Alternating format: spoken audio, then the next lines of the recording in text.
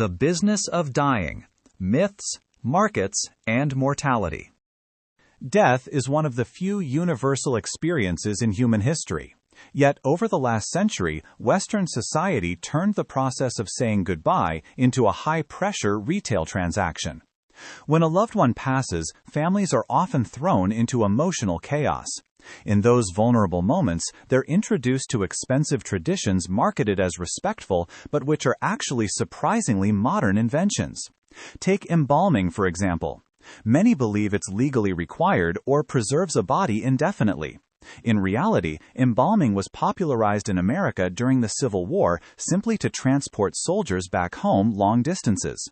Today, it's rarely mandatory by law, and its effects are purely temporary. Then there's the casket. The funeral industry frequently upsells protective gaskets, sealer vaults, and heavy-duty metals under the premise of keeping nature at bay. But biological decomposition is natural and unavoidable. Sealing a body in an airtight metal box actually speeds up anaerobic decay rather than stopping it. The truth is, grief makes us terrible consumers.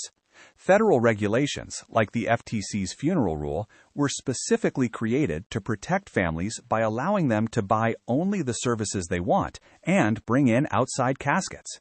Yet social pressure and guilt often convince people to spend thousands on elaborate extras they don't actually need. Our discomfort with death extends far beyond funerals. It reshapes how we approach medical care at the very end of life. Modern medicine excels at extending life, but extending life isn't always the same as preserving the quality of life.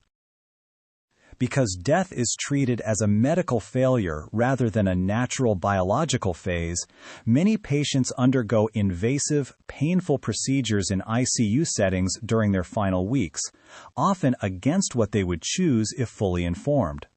Studies show that patients who choose hospice or palliative care earlier often report better quality of life, and sometimes even live longer, than those undergoing aggressive emergency interventions.